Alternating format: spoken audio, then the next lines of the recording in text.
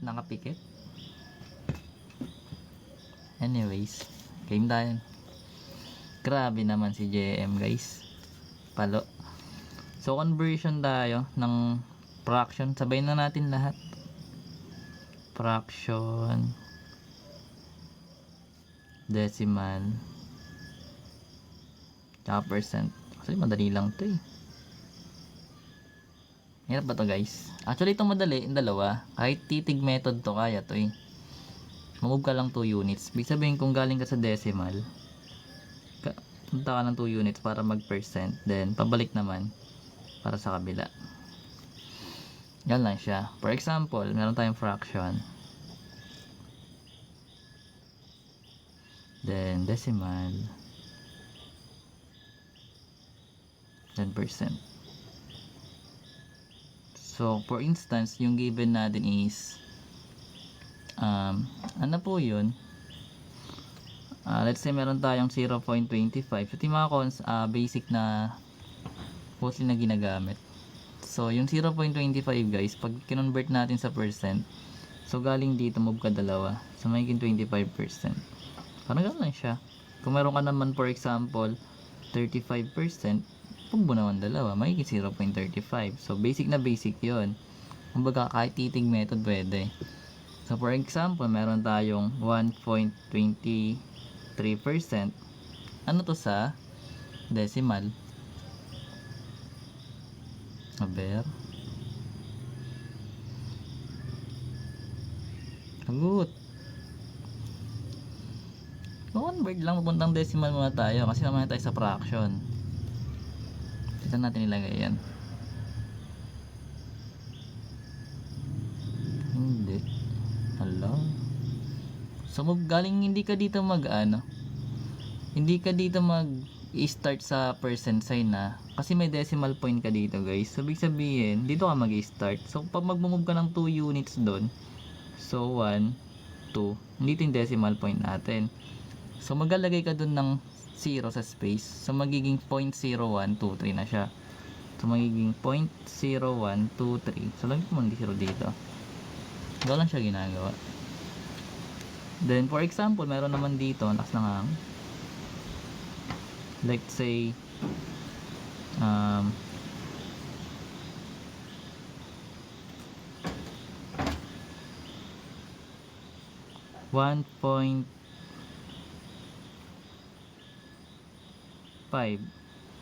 Oh, yung 1.5 pag convert mo siya sa percent ilan?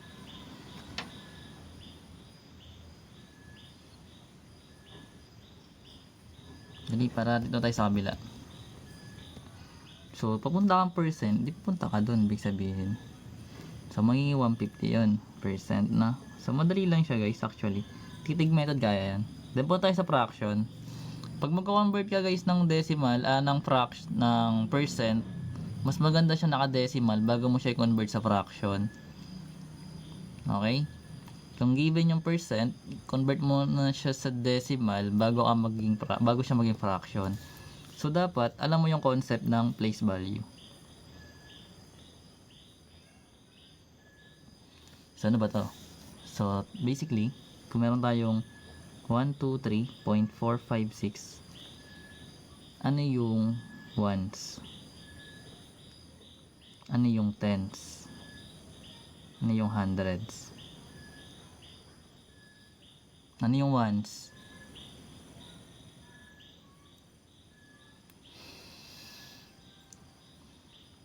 Bakit 1? 1 ba yung ones? Porket ba 1? Ones? Hala, lagot. Babalik kayo sa grade. Sa elementary guys. So pag binasa mo to, 'di ba 123? So ibig sabihin, yung 1 isa sa hundreds.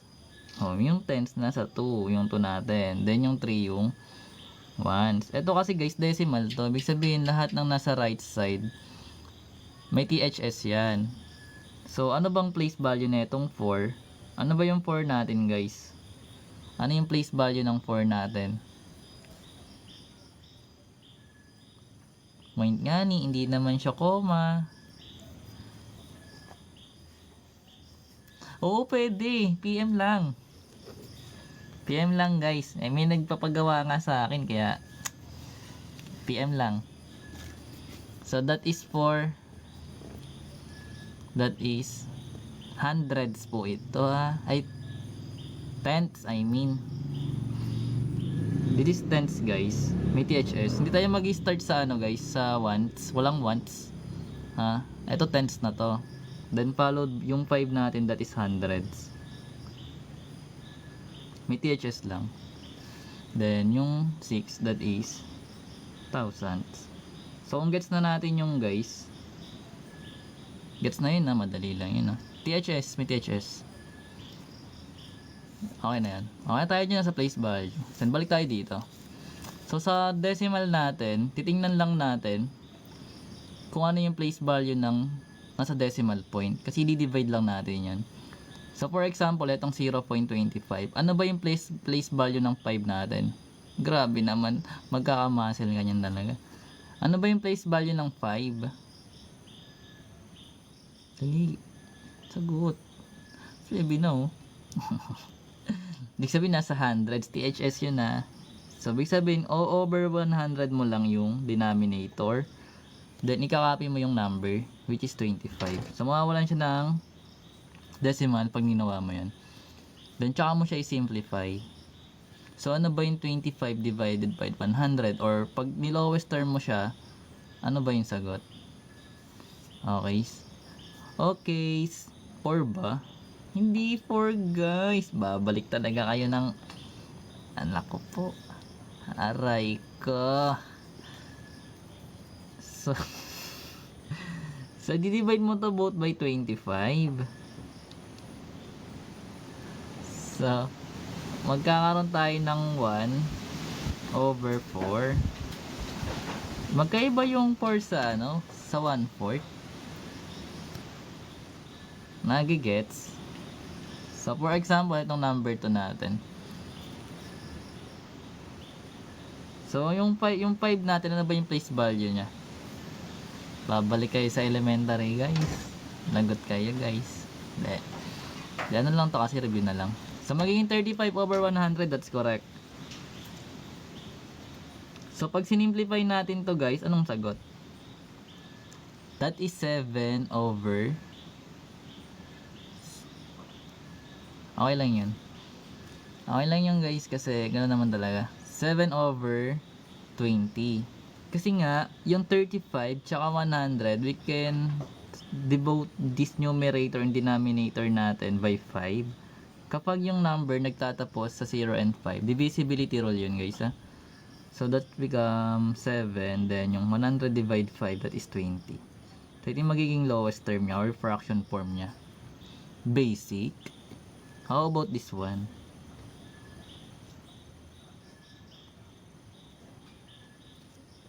Ano ba yung place value nito guys?